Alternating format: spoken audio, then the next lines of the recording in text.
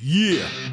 And here we go for another edition of Jofo in the Ring. And yes, my name is Frank Jofo, and today we have royalty, we have a champion, we have the reigning, defending, British Commonwealth heavyweight champion of the world, Dru Onyx. What's going on, brother? Your voice sounds like heaven when you speak like that.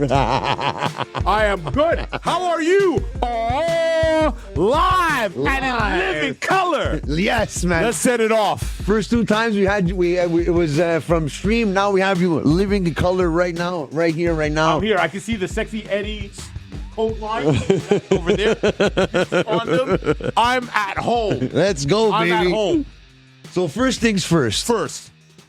You were good friends with Chocolate City, Wilson Colas, Mustafa Jordan. Yeah, that is correct. Before anything that happens, May 5th at Pandemonium, you were there in Ottawa with your friends when they made their debut for Ring of Honor AEW. How did that make you feel as a friend, a coach? As a coach, it was very, very validating. As a friend, I was happy for them. Even as a coach, I was happy for them. These guys have worked hard, and I've always been the type of character, whether I like you or not, or whether we have an issue, I stand by who you are. So whether I like you as a person, if you're a good wrestler, you're a good wrestler. So concerning Chocolate City, even though right now we have our issues due to their jealousy, I saw that they deserved to be there. I saw that they deserved to have an opportunity. And when it was confirmed that they were going to have a match, the sense of joy and jubilation that was in my soul was uncharted. I was very happy for them. They deserved it. They did well. And I wish continued success for those two individuals. So that match, when they had their one-on-one match, you came down to congratulate them. Maybe what was the whole story there at the last event at Showcase 26? Well, no, I didn't go there to conquer it. They looked like they were, if you notice, there was a double clothesline. They were out. They were both out cold. They were both out. I was there just to make sure for medical insurance that they were okay. As a friend, I was concerned about their well-being. I was going to check their pulse. I was willing to give them the Heimlich or the CPR mouth to mouth. All right. So picture 20 minutes of fighting. You know how stank their breath is? Of course, yeah. I was still willing to make sure they were okay. I was just checking to make sure. And right now, do you hear a lot of like little chirping to the side? Well, we did have Chocolate City on before. They are in the backstage area right here, and they're able to listen to the champion right here, which we'll be facing at Pandemonium May 5th. Wow! You hear the vulgarity? Didn't you just hear how nice I spoke about them? And in return, they're saying bullshit, just bullshit. Everything you have said about Chocolate City has been good. They were talking good about you. All right. As so they should. How has this come about? How does three friends go for the title here? Listen. It all stems to jealousy. That's what it is, and it's shameful because as friends, as family, as siblings, there's going to be a little bit of jealousy. You know what I mean? And they know that the British Commonwealth Championship is a world title. They know the prestige. And I understand that they would want to chase it. And I have no problems with that. I have no problems. If you're a contender, you want to get at the top. But if your friend is holding it, it's like I just got a brand new Lamborghini. All right? I just got it 4 months ago. And not only do they want to ride in it, they want to be in the steering wheel. They want to grab my keys and they want to drive it without me. But when they had their cars, I said nothing. I said, good for you. I'm happy for you. This is what I want. So I'm just saying, let me have my moment. Let me have the title. Let me retire the title in about 4 or 5 years. And then when I'm gone, they can fight for it as they deserve, as justly as they deserve. As we've seen in the last couple of months, there hasn't been anyone to even come close to taking that title away from you. Now, Chocolate City, they are on a roll. They are a tag team. Do you think having them as a tag team against you in the main event is a disadvantage to you? Maybe it's a 2-on-1 or... No, not at all. Listen, one of them has to win the title. I heard their nonsense. Oh, they're going to share the title. You don't share that title. That's like a good woman. You don't share a good woman. You stab the other guy and you take her. How do you think Finn Balor, Fergal, would think about that? He would stab them twice. He would understand that. Yeah. I was friends with him. I was good friends with him. You've beaten him for the title. He's beaten you. Right.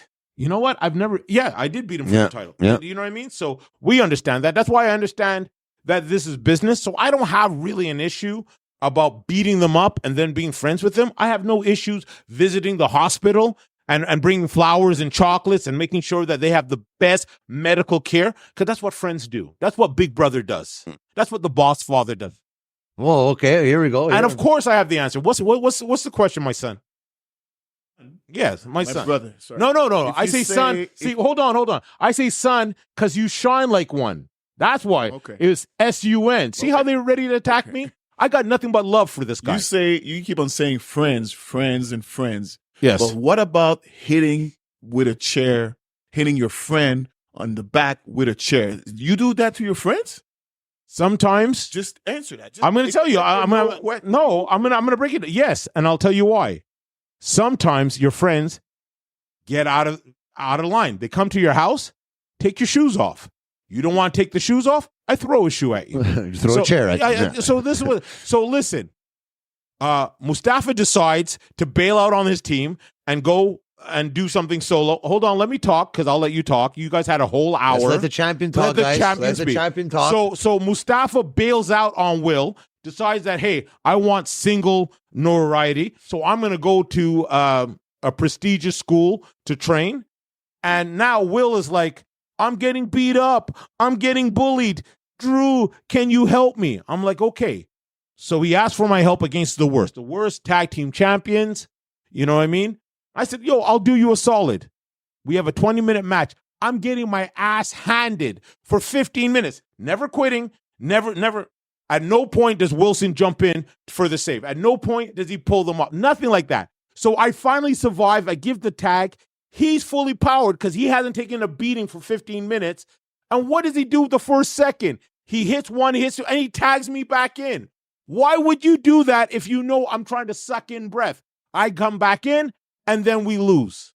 And then he's like, oh, man, I'm disappointed. You're disappointed? Here, take this chair. Have a seat. That's what it was.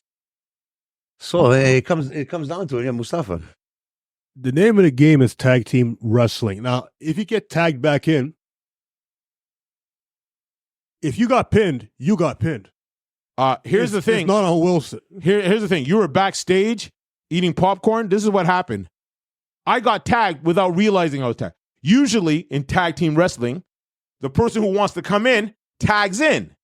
My hands were there. He tagged me in. So that type of science that you tell me doesn't compute. Next question. Just for the fans out there, Yes. No triple threat, no disqualification, main event. That's right. So that means if Will wants to bring his brass knucks, I'm prepared for that. Well, he did bring them the last event. He did. He got caught by the referee, unfortunately. Yes. Unfortunately. Objection. The brass knucks don't fit. Ooh. Beginning of the match, the ref checked me and I had nothing on me, right? So go again with that brass knuckles and I bring my I don't need brass knuckles to beat Dru. I don't know. I think we saw what we saw. Listen. We don't need Security at penitentiaries check people going in all the time. And guess what? They'll put things in the funniest places. So I can only imagine. We never had a chance to smell the brass knuckles. We can only assume. Next question, sir. Is there a difference between this situation, this relationship you have here, than the relationship you had with Finn Balor back in the day? Like I said, you're facing your friends like you did face your friend back in the day with Finn Balor. Is there a difference with that? With Chocolate City and Finn Balor? No, because they're both good friends. I still think they are. I still see them as good people. And even years later, like whatever wars me and Finn had, we still talk. I just spoke to him like a few weeks ago. You know what I mean? So I expect, the wounds will heal eventually after they realize that, hey, you know what? I couldn't beat the champion. Because the thing is, as good as they are, I taught them everything they know. So I'm fully aware of everything that they could possibly be. But I haven't shown them everything that I've done. Do you understand what I'm saying? I have been in more championship matches than both these guys combined than most people. I've won 36 championships around the world. Wow. As far as my opponents, you're saying like they never had a chance. they wouldn't be contenders. So like Derek Butler, he was a tough guy, but I knew how he was going to wrestle. And I knew the longer the match was, eventually he'll gas out. Yane, he's a top prospect. He's amazing. But I knew also that he didn't know what I was willing to do in order to win the title. All right? I find a body part and I play like the Andersons. I just chip away. You show me a weakness, I gravitate to it. I break it down. I am a lyrical, psychological killer in the ring when it comes to that. When it comes to ring psychology, I am the worst of the worst. Do you understand? So when I see, and if you notice, if you look at most of my matches, I don't cheat to win. I don't cheat. At the end, I hit you with a spear, and that's it. I wait till you make a mistake. So it's a game of chess, and I'm Bobby Fischer. So to me, and Bruno, what's up, man? You good?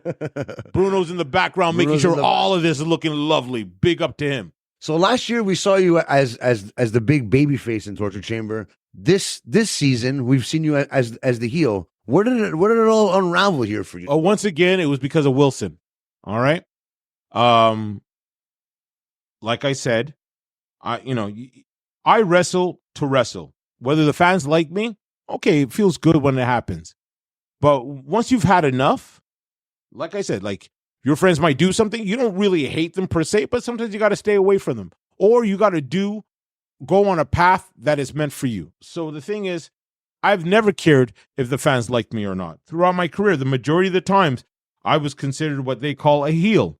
I've never worried about it. What I worry about is how I'm going to eat. How I eat is based on when I win matches. So my only intent is to win. I have such tunnel vision when it comes to that. All I care for is victory, titles, and prestige.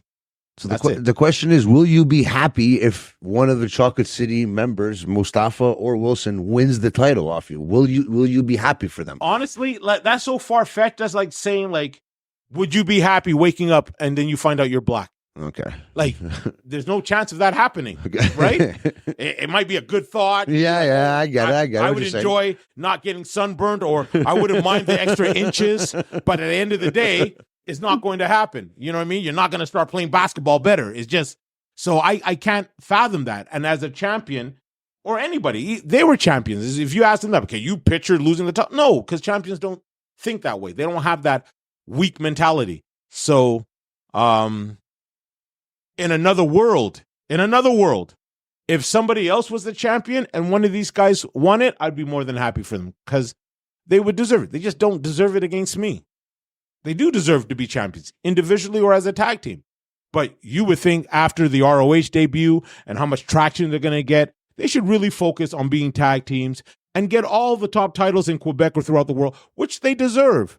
You know what I mean? Then risking your career messing with the Don Dada. It doesn't make sense. Does it make sense to you? It doesn't make sense to me. You're an intelligent person, right? It's all about calculated risks. It seems like you have it all down packed to me. Yeah, it's like, do you want to swim in a swimming pool or do you want to jump into a shark cage and try to mess with the great white? It's just doesn't make sense to me. You've been on a roll all season, and they have family. Yeah. Some of them have families. Yeah. Friends don't let friends mess with Dru Onyx. Speaking about Ring of Honor, you got to see another student of yours, the cruiserweight champion, Victor Costella, participate in the Ring of Honor tapings as well. How happy were you to see that happen? Same thing, because people don't know the history between me and Victor. I did a seminar. I do seminars around the world. So I did a 1-week seminar in Spain, in Madrid and Barcelona. And then after that, I went to Ireland to do some. But before I went to Ireland, I went there, and that's where I first met him. We did a 5-hour training, and it wasn't supposed to be 5 hours. It was supposed to be like 2.5, but everybody was enjoying it and everything. It was a good vibe. We forgot what the time was. And he was one of the 2 students that I constantly kept on seeing. And then after we had a chance to break bread and eat, he was telling me his plans, and his plans was to go to England and do a couple of shows and finally get some name. Now, at that point, I was already sending people to WWE tryouts. I had an opportunity to be a performance coach, guest coach at the Performance Center. I did well enough that they allowed me to to be a recruiter for them. That's amazing. And so by Barcelona, I think I've already sent maybe 3 or 4 people. Okay. And I said, I'm not going to make any promises to you, but if you come with me, I will do everything possible to get you on that path. Same thing with Chocolate City. I'm going to go back to Chocolate City in a second concerning that.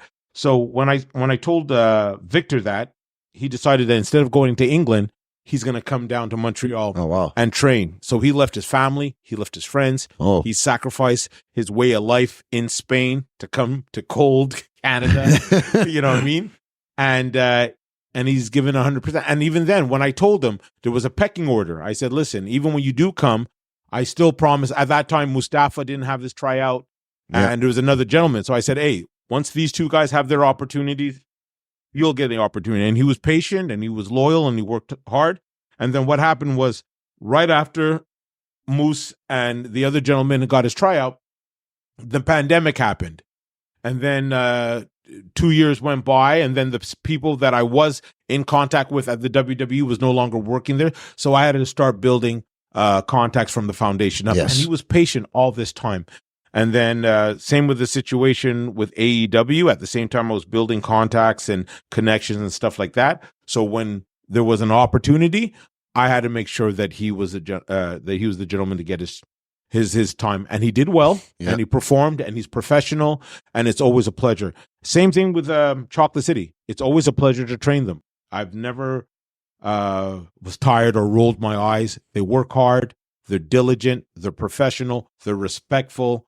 And even though Wilson has only been wrestling for 3 years, I wanted to give him an opportunity to be in that position because I knew that he deserved it. He worked hard. He worked harder than some of these people who've been wrestling 10 years, 11 years, whatever the case may be. And there's only one time he's never listened to me. Only one time in the 3 years. And the only time he's never listened to me is when I tell him, bow out May 5th. You don't want none of this smoke. All right? This is the only time that he's decided to be ignorant. But other than that, both these guys were on point. We have to remember that Wilson's not the only one in this match. Mustafa as well is in this match. Are you finding Mustafa to be like non-existent in this match? Why are you just worried about Wilson? Oh, well, first of all, there's no worry. Do you understand? There's no worry. I don't worry about anything. As soon as you start, listen, people have butterflies. I make mine fly in formation and they attack. So I don't have that sense of worry, or then I wouldn't be the champ. I wouldn't be in that position. No, it's just that with Moose, it's hard to fight both of them, but it's harder because I like them both, but I've known Moose for 10 years. I don't want to hurt him. I don't want to put him in traction. I don't want to do anything. And they're going to force me because I know there's no quit in them. I know these guys are very competitive. Like I said, I've trained them. They're sharks. All right? I'm still a shark. Yeah, I got a couple of teeth missing. I don't swim as fast. I got a lot of scars messing with the orcas and all the other sharks and stuff like that. But I know these waters. Do you understand? And I know how they attack. And I will outlast. So that's it. So whether it be Moose or Wilson, it is what it is. Pandemonium. It's a great card. There's 9 matches, 3 title fights. We're in the main event. I don't expect any sympathy. I don't expect them to be easy on me. So because of that, I got to go into ultra violence right away. I'm not going to fool around because they're not going to fool around. I know the crowd won't be a big factor to you because you cancel all that out. But knowing that Chocolate City is going to have a big crowd there, and I'm sure they're going to be behind them a lot. Some of these fans have been really disgusting towards you as a champion. I'm glad you saw that. And I've been seeing it every single event. And these were people that used to call your friends. And listen, sometimes I believe a little bit of a cultural thing. I'm not going to get into that, but no, these fans, listen, they're allowed to cheer who they want to cheer, and that's it. So now that I'm the bad guy, I don't care because when they boo me, that's energy building, taking all types of medicine. Do you understand? That gets my dick hard when I see a fan. Forget you. I hate you. I spent money on your shirt. Yeah, I took that money and I bought crack and I bought prostitutes. That's what I did with their money. I don't care. It seems like it fuels you a bit. It does. So, and it's going to fuel them because who wants to lose in front of their family and friends? No, nobody. Who wants to lose to their soulmates? Who wants to lose to their siblings or children. They're not. So that's why I guarantee everybody to come out to this, because it's going to be a crazy match. I know who I'm playing with. I know, like, listen, it's not like Batman is fighting the Mothman. Do you know who the Mothman is? No, the shittiest villain that Batman has. I'm dealing with Joker and Bane. You know what I mean? If I was Superman, I'm dealing with Darkseid and Lex Luthor. I'm dealing with the very best. All right? And safe to say, because I know them so well, they know me well too. They know my aches and pains. They know my stuff. And there's two of them. But you know what? The key thing is they all want the title. So they're going to have to turn on each other. They're going to have to, at one point. It could be 20 minutes of me surviving them tag team. But at one point, when I'm knocked out, they got to look at each other, see what's in their heart. And do the right thing. And then, fuck you, Wilson. Yeah. Fuck you, Mustafa. And then the dynamics change. What do you think? It's going to be some kind of like the Rocker situation where one's Shawn Michaels and one's Marty Jannetty? We've already established who was Marty Jannetty. We've already established who was Shawn Michaels. All right. I won't say who is who, but Shawn likes to move his hips a lot. But yeah, that's it. But so this season we saw you kind of side with Paulo Triazzi at one point, who is our favorite wrestler, my favorite wrestler in Torture Chamber Pro Wrestling. Second to you, of course. Was there nice save? Nice save. Where's my poster? Huh? You got two posters of him? Okay, but okay. That's only because they're on the posters. Where's my 8x10? How come you didn't ask for my 8x10? Those are the ones that he was giving out to his fans for free. Gotcha. All right, so you know what? Next time I see you, I'm gonna hook you up. All right, perfect. Concerning about Paul, I like winners. At the end of the day, he was holding gold. I gravitate to people who are like. It seems that way. Do you understand? When Chocolate City were the tag team champions, we were taking pictures. Heck, I got one. I got a shirt from Wilson that all of us with championships. I just like champions. So that happened because at January Jackpot, we have this seasonal thing where the cruiserweight champion will fight the heavyweight champion. No titles on the line. And because he has business with Paulo decided that, hey, I want to teach you a lesson. Do you understand? Mm-hmm. So I didn't want to get in the way, just like when they were fighting. Of course. I didn't interfere in their fight. Of course. Because I'm a speaker of truth. And, well, hold on. Someone's here is having conniptions. I don't know. They might get some medication. Anyways, the point is. I don't know. If you look at the footage. Yeah. There was brass knucks that were found in the tight. Right. You were there just to help out and console. And if you saw me, I saw the brass knucks. Yeah. You pointed it out to Brandon, if I'm not mistaken. Yeah, that's what happened. So that's what happened. As per management, objection. Wow. Listen. As per management. Listen. The video footage shows you had the brass knucks. You hit both of us. Can we see the footage? On Wilson. Can we see the footage is not here. Sorry. Why was the decision reversed, right? They couldn't reverse it, but why did they made it like a triple threat match then? What my question is, why are they in my interview? For 40 minutes, I did not intervene until the end. And look at these guys in and out of my interview. I thought they were waiting for a taxi outside, but I guess they want to be in front of greatness. No, I understand. I don't blame them. I don't blame them. Get some kind of upper edge here for the main event. Gotcha. You're so wise. You're like a Solomon behind the mic. I love it. Ask me more questions. The fans want to know about Dru Onyx.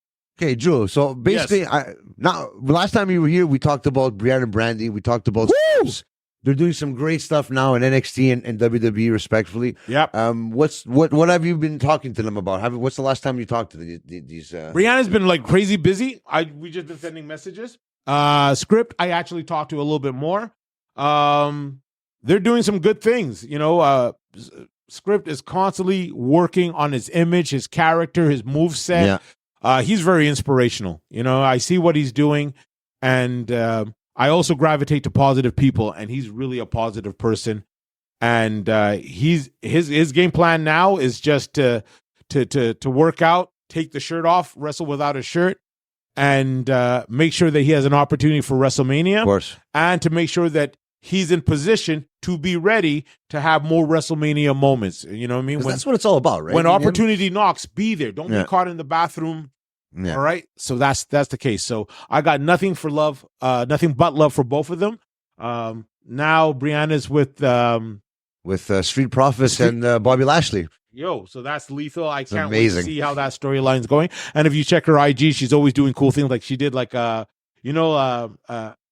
wings test, hot wings? Yes. We got to do that one time. Next time we come here. You know what? I'll be down for that. We got to do that, all I'd right? be down for that. Yeah. I'd be down for that. You could bring the guys and they could talk about how they lost against me and everything. And then we could all have a kumbaya moment by eating wings. Perfect. I like that. You like that? How about that? Is that good for you guys? You guys like hot wings? You guys, of course they do. Of course they do. Of course they like chicken. So you got footage here? Oh, whoa! Wait, hold on. I was just okay. This is okay. Yeah. See. Okay. Where am I?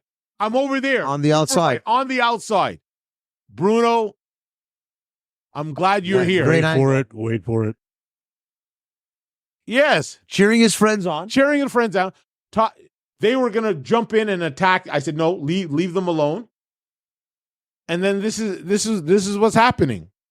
And I'm just checking to supervise. I'm like, yeah, look, he hit him with brass knucks. The footage is there. Footage is there. Yeah, listen, this is the Zapruder. Is that it? Zapruder film of truth. This is our. See, he finds it. Who knows where he had that the referee couldn't see it. I just had Wilson on the show. I didn't think that you would stoop that low. Hey, listen, when the championship is on the line, there's nothing you won't do. Now this man, this gentleman, Anthony, the second referee. No, he's not. He's actually the he's there to supervise and make sure things are usually on point, but I don't know why he's interfering with this. The case was already closed. We've already realized that. There you Wilson, go. He saw everything. He's pointing. That's right. That's how it became a triple threat match. Saying like, boo, why are you still interfering into our stuff? You still had to interfere our match. It was a one-on-one match. You still had to make your way so everybody could see you. But it's not about you. It was about me and Mustafa Jordan. No, you had to step in. Seems like you're trying to draw a wedge between this tag team here, Drew. Is there any truth to that, or? No, I just thought that the right person, the most deserving person, deserved a title shot. Do you understand? Mustafa, since he came back, was winning one right after the other, and I just thought it was, everyone has a favorite. You can't be like, well, I want them to both to win. No, like I said, had that been anybody else. Like, listen, when Wilson fought Kaito Yamanashi, that was a great match. Yeah. I was like behind Wilson, even though we have different philosophies. Yeah. When he fought Genesis, we had different philosophies then, but they had an amazing match. So, like I said, Moose, he won the matches, but that's what got him the contention. It wasn't that he was looking out for me. But as we spoken before, when I did an open challenge, I'm going to tell you where this all originated. Where I have a little bit of an issue. My friend. I had an open challenge in another promotion, ETWA, thinking that somebody from their side who doesn't have access to me, do you understand, will have a shot at the British Commonwealth Championship. Because you're a fighting champion. Because I'm a fighting champion, and I wanted to prove that. So before anybody, like I'm doing the promo live, Wilson intervenes while I'm doing the promo. Where's the respect?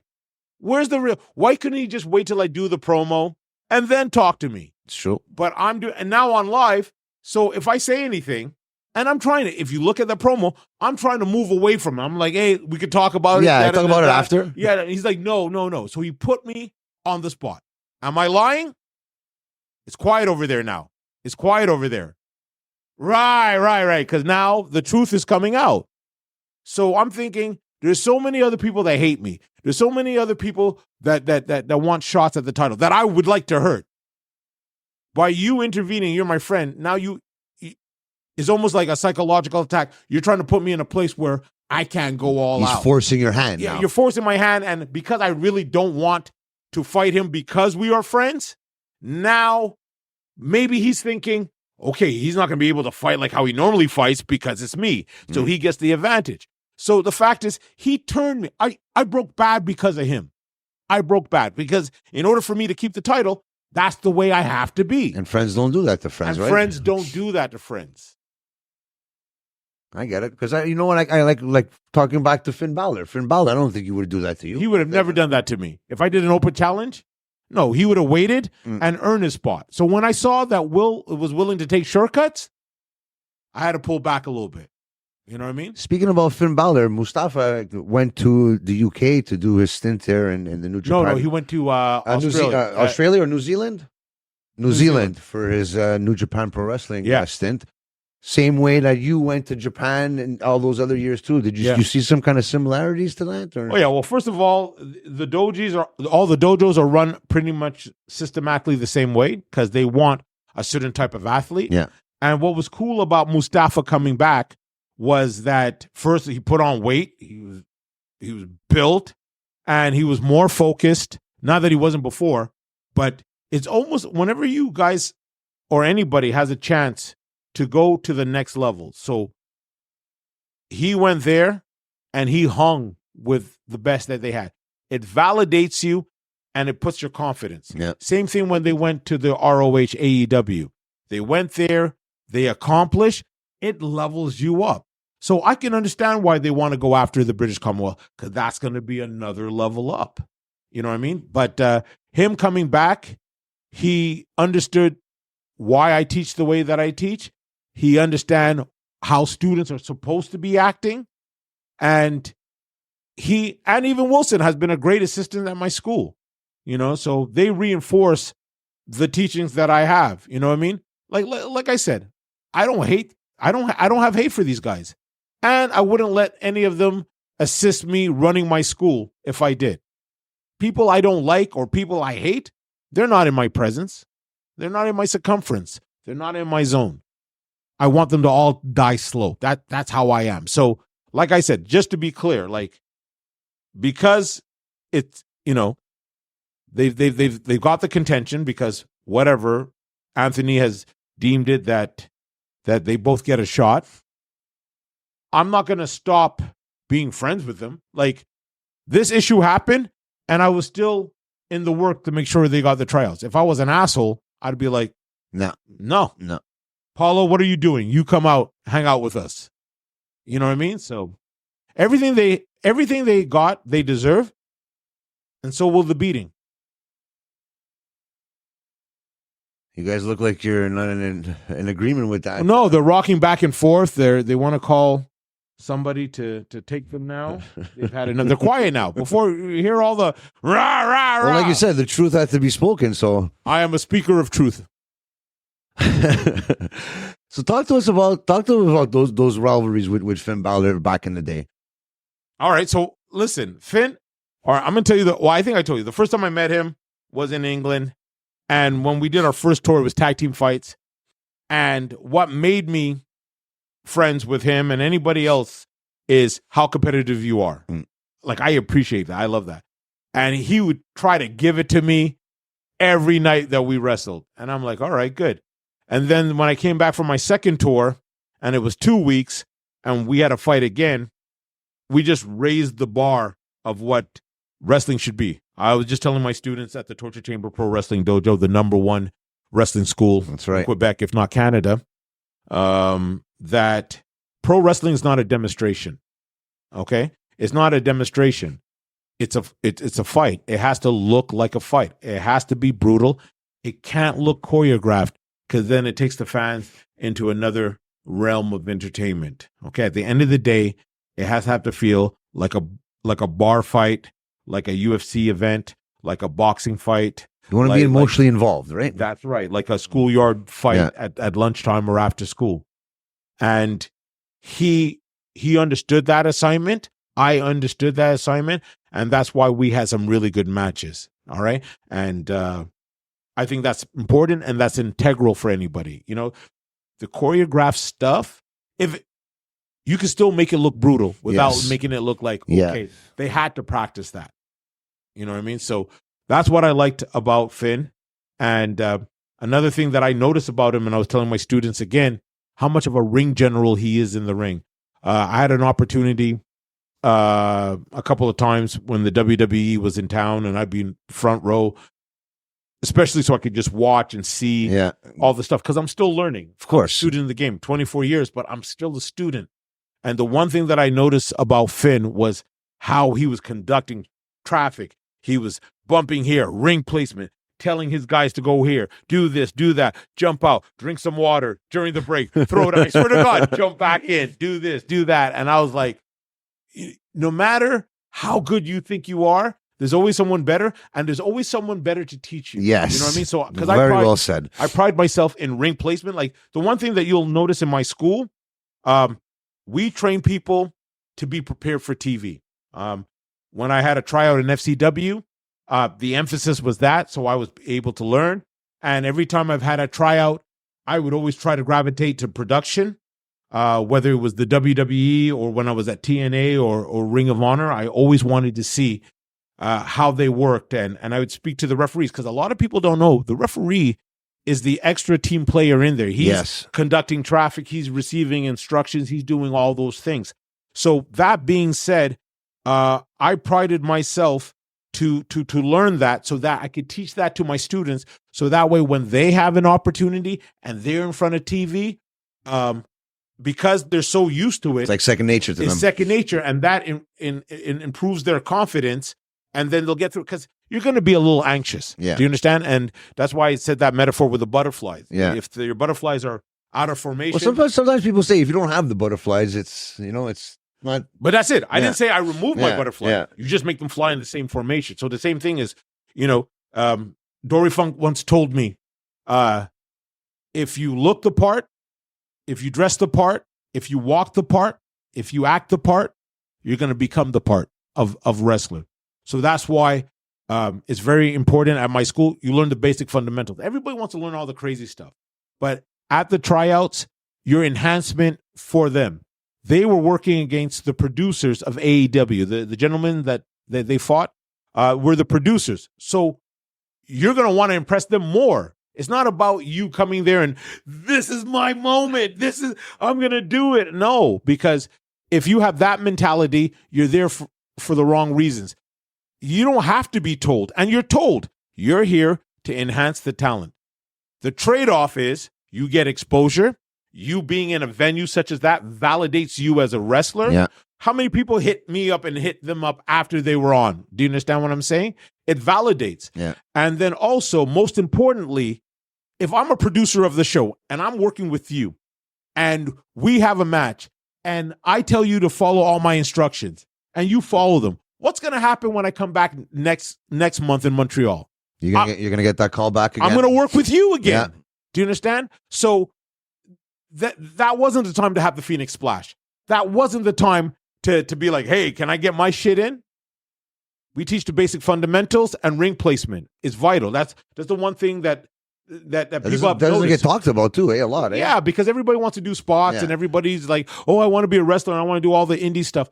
I never prepare my guys for indie stuff. They could do indie stuff, and if you want to be an indie wrestler, that's fine. Yeah. But that's not the criteria of the curriculum of my school. So it is important for the ring placement, psychology, to know the stuff. So when these guys got there and they had their opportunity, they did well. They did so well after the match, no word of a lie. Tony Khan just walked up to them and said, hey, great match. Wow. Mike Bennett, who you guys mentioned before, one half of the tag team champions. All right, he's the tag team champions. Yeah. He wasn't even associated with the match. Yeah. Came to them, spoke to them, told them all the good things that they did, all the things they need to improve. Do you understand? And that's another thing. You got to be receptive. Yes. All right. A lot of wrestlers, a lot of trainees their ego won't allow them to hear criticism. I prided myself, whether I like the criticism or not, that's how you learn. The critique is like cuts. It cuts you. But a diamond, the worth is based on what? The cuts. The cuts on the diamond makes the diamond valuable. So if you can survive the slashes, if you can take the Wolverine cuts, do you understand? Yeah. It's going to make you better. And then when I spoke to Mike Bennett, wow, he broke down what he liked, and we talked and stuff like that. So these are things that are very important. Then you're going to get into a position later on when you've been there a couple of times and you've done what they have asked. Then they'll be like, hey, what do you want to do? What do you want to do? And then that's what and even then you got to be smart. If they ask me, what do I want to do? Then I'm going to give a spot that's still going to make them look good. Of course. So they see that I'm not going to business for myself. AEW is a product. WWE is a product. It's a brand. And the only way it works is if all the cogs in the machine works. Teamwork makes the dream work, all right? I don't have to like you. We don't have to be friends. When you're at the workplace, you're not friends with everybody that you're at work, but you're all there for a job to make sure everything works and moves in a collective way. That's very well said. And I'm a smart guy. Like I said, I was very happy for them when they got in that match as well. Tony Nese, very good wrestler, former WWE Cruiserweight champion. Yep. Ari Daivari is very well known as well. And they're the producers. Remember, I didn't know. I didn't know. So I just learned something today. Thank you. Yeah, always learning something when you're around. Whole idea. Kevin Owens. Yeah. Very good friend of yours as well. He's going to be going for the United States Championship against Logan Paul. Yeah. What are your thoughts about Logan Paul just coming into the fold here and wrestling, now facing a very good friend of yours in Kevin Owens? Okay, well, at WrestleMania. Listen, once again, pro wrestling is a business, and you get draws. Some people will complain about, why is he in here? Da da da da. Back in the 70s, Muhammad Ali was always invited. Gorilla Monsoon is fighting somebody, and then he comes. It draws eyes. It draws attention. It's only positive because now it's hitting the avenues that normally wrestling can't move or not highlighted enough. Do you understand? So here's my situation considering him is he brings a lot of light, a lot of viewers to enhance the program. People that are fans with him will now come and go see him. Same thing with The Rock. You know what I mean? Even though his history is a little different. But back to Paul can work. Yeah. Despite the fact he works better than some guys on the indie. Were you surprised to see how good of a worker he was? No, but that's it. So that's it. He understood the assignment. He was once again coachable. Yeah. Because you can't learn like that or be a natural. You could be a natural, but if you're not coachable, it's not going to work. You know what I mean? So he was able to do that. And you know what? Working on YouTube and knowing that 1 million people are watching you, you know how to conduct yourself. You know how to work in front of a big crowd. It's nothing to them. So I was very proud of that. And of course, I'm going to always be exceptionally proud of Kevin Owens because Kevin Owens, right now, he's accepted. He's been accepted for years. But back then, he wasn't the prototype. They had a cookie cutter. If you didn't look like Orton, you know what I mean? You weren't getting signed. You know what I mean? And I know that because during the time, before he had an opportunity, I had about 6 WWE tryouts, and at one of my tryouts, they usually grab 4 people, and they grabbed 2 that year, but I was the 4th person on the list. Okay. And Steve Kern came up to me and he told me, listen, keep doing what you're doing. Don't stop.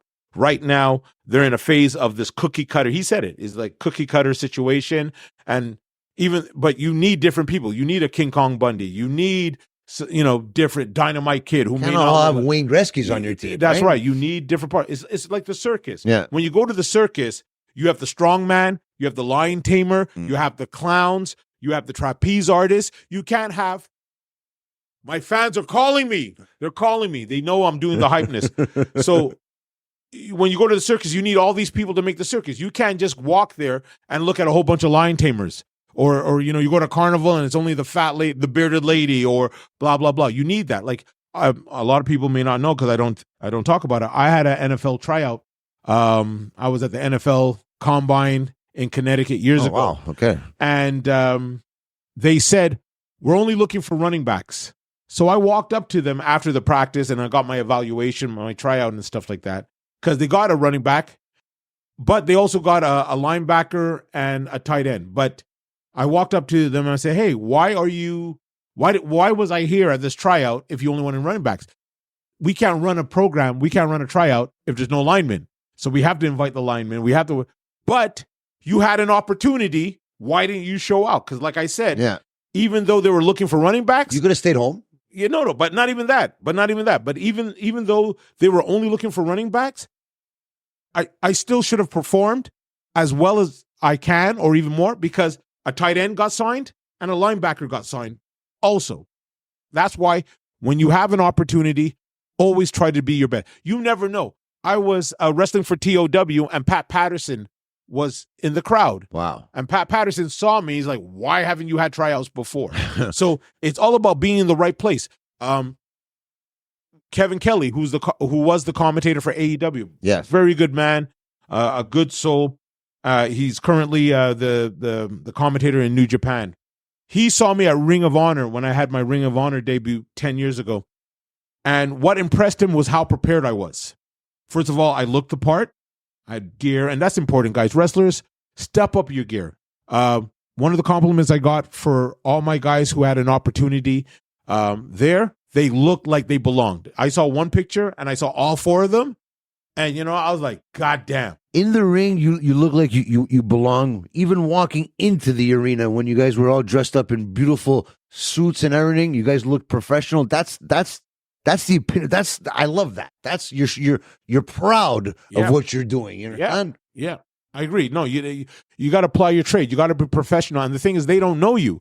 So until they know you, and if you decide you want to change your gear options, that's fine. But like, if I go to an interview, I'm not wearing a t-shirt and short. It doesn't matter which interview, whether it be to work as a sanitation engineer or to be a teacher or anything. I will not come in because that's how I was taught. Nobody really does that. At least they'll put on a tie or something. So in order for them to see that we are serious, we're coming with suits. And what people don't know is that was their second tryout. We had one in December. We were invited. And if we didn't conduct ourselves in a professional manner, if we didn't look the part, would they have invited us last week? No, they wouldn't have. And even then, when we came back, all different suits, you know what I mean? Being on time. They said to be there at 2:00. We left at 1. We were there at 1:30. You understand? That's the way it has to be. Huh? It has to be. In Japan, that's the culture. If they tell you, okay, 2:00, the bus is picking up the wrestlers, they don't want you to be there at 2:00. They frown upon that. They want to see that, They want you there at 1:30, just in case if anything happens.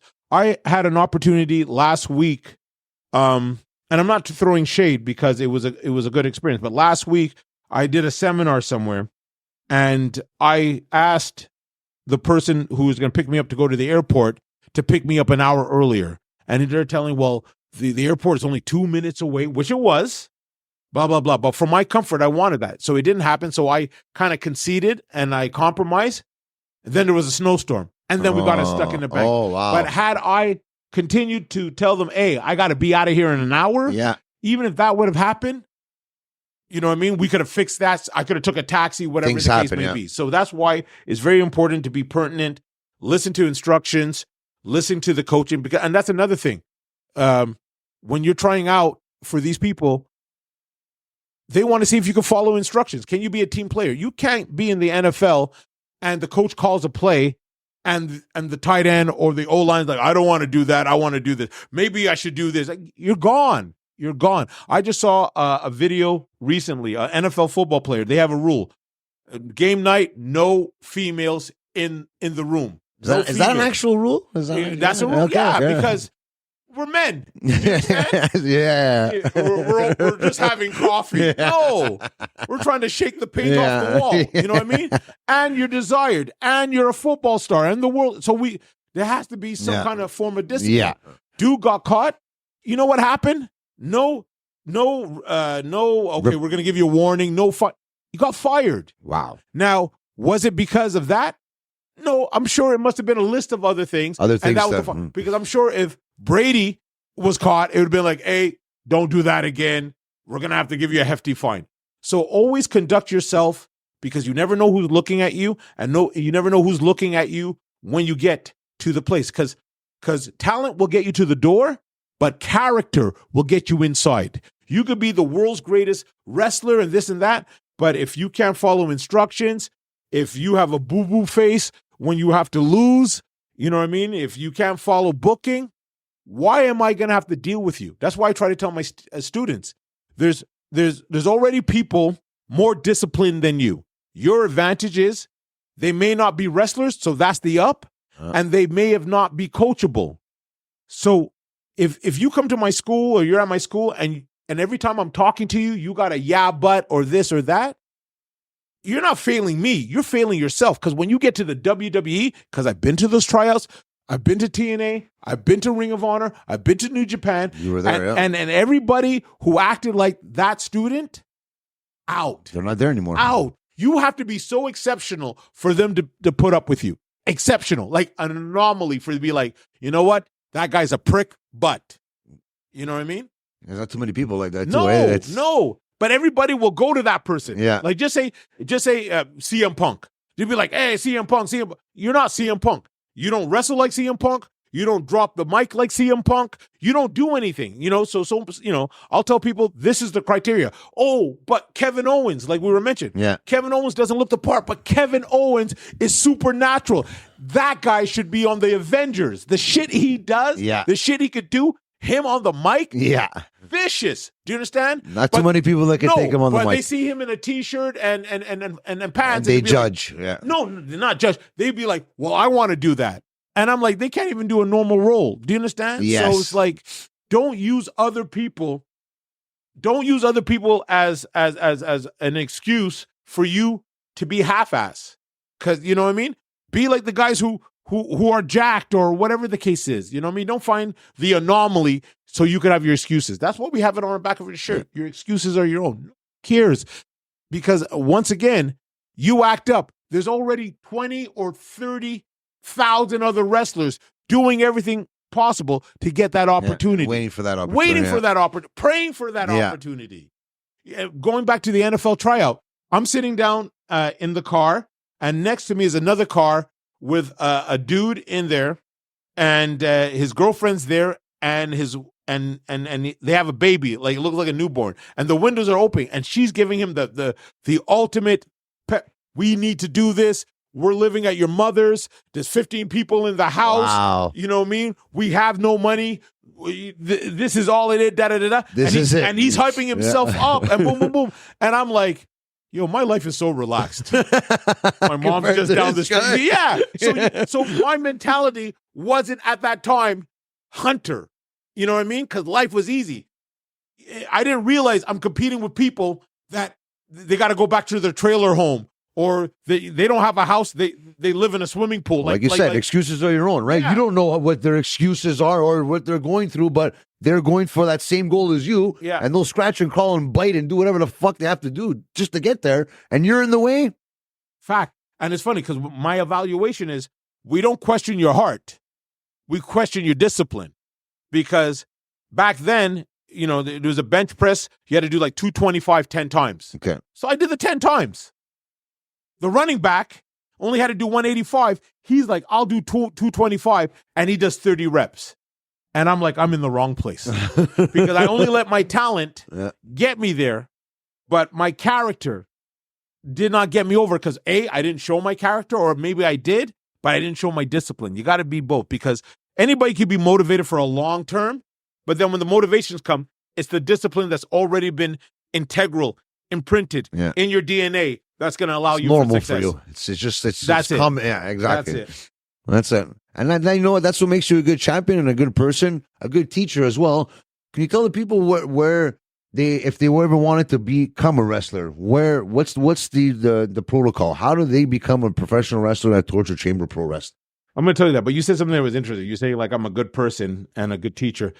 It's all about perspective, and I'll tell you what I mean. I'm tough and fair, all right? I believe in discipline. I believe in integrity. So if you know you don't have those qualifications, that's fine. If you don't want to learn those qualifications, my school's not for you. Okay. Do you understand? Because my background has been discipline all my life. As a kid, I was in cadets. My parents are Caribbean. They don't play. I played organized football up to semi-pro. Discipline, discipline, discipline. I trained at the Inoki Dojo. So all these things has molded me as a coach. So these are the principles that I live, and these are the things that I go by. I'm a strong person about respect. And if I'm disrespected, I'll call you out. I'll also call you out if you're not on point. Like I said, and I don't know if it's a generational thing, but most kids don't want to hear that. Yes, yeah, you're right. You're right. They'd rather go somewhere else than have to deal with that smoke. So to answer your question, if you want to be a pro wrestler, and if you are serious, and you have the guts to improve yourself, better yourself, and be in a field of a room full of competitors, then Torture Chamber Pro Wrestling is perfect for you. We will teach you values. We will teach you discipline. Most importantly, we'll teach you teamwork. All right? Because if you're not on point, then you might have an opportunity to make other people to fall down, where we want to raise you. I'm here to boost your confidence. A lot of people may be lacking confidence. I'm going to make sure when you walk out that you're confident, not egotistical, but confident. So that way, the things that you learn in my school, they will translate in your workplace, in your love life, in family, in anything that you choose to do. So my school is Torture Chamber Pro Wrestling Dojo. You can find me on Instagram, TCPW or TC Pro Dojo. I'm on Facebook. You can look me up as Dru Onyx. What I would suggest is that do your homework, do your due diligence, learn about my school, watch the videos, inquire, start training. The funniest thing I say, I hear people is like, okay, I'm going to train now before I join your school, which is good. You should be doing that. But how do you know what to train for unless you come to the school? Okay. Come to the practice, see what's involved, and then have your moment or the I could do this, like how Wilson did. Wilson walked in, and I heard the story, and it was true. Wilson came in. I don't think I was that harsh in the parking lot, but you know what? That's his story. That's his version. I'm okay with it. But he came in, and he started smoking people who were there for months. And I looked to Mustafa, and it's the slow turn. It was the, whoa, what's going on here? and I go, Moose, would you let him take over the class? He's like, hell no. And same there. That's the type of guy that I want. I want somebody who's a go-getter, who understands what teamwork is, that's willing to work hard. We train 4 days a week. What are you doing past those 4 days? You know what I mean? It doesn't end there, right? No. Once again, just so you don't think that I hate on Wilson, because like I said, I could state the things that, besides the storyline. He went to the gym, hot yoga, but he was doing this before. But he said, okay, I have a tryout. I'm not fooling around, because some people will wrestle for 20 years and never have an opportunity. Moose had a WWE tryout, but it was 6 years since then. So these things don't come normally. So he went and he changed his food, had a food plan, had his meals prepared, went to hot yoga, went to the gym, did everything, all his due diligence. And that's what you need to do. You got to go to the gym. You got to work out. You got to look the part. When you see a hockey player, the hockey player looks the part. He might be missing a tooth, big dude, skates, same thing with wrestling. Be prepared. Do your homework. Understand where you want to go and what's involved. Don't have this mark attitude of, I want to be a wrestler because I want to be a wrestler. It's the shock of the hour when you come to my school and you're not ready, because we teach you first how to get in shape. Then we teach you how to be an athlete. Then we teach you how to be a wrestler. Once you become a wrestler, then we teach you how to be a worker. Do you understand? I get it. You got to use the wrestling. You got to work the wrestling as entertainment to entertain the fans. Because that's what it comes down to, right? To be on TV, you need that criteria, that credibility too. And you know what? Like, it's good because like I said to Chocolate City, the next generation is going to come, and you have to push that next generation to become the future of this business, right? Yeah, and it's funny because I saw somebody did a meme today on Facebook, and they were talking about how all AEW guys are older guys with the belts, like Samoa Joe's 45, Edge is 50, Okada's 36, and there was another gentleman I can't remember, but they're talking the age. And this is what I'm going to say. It's not like we just want to be the gatekeepers and we don't want to give the youngins an opportunity. Take it. It's not to be given to you. Yeah, it's not there. Here. You got to take it when you're ready. Like, people love business, and business people love money. Tony Khan loves money.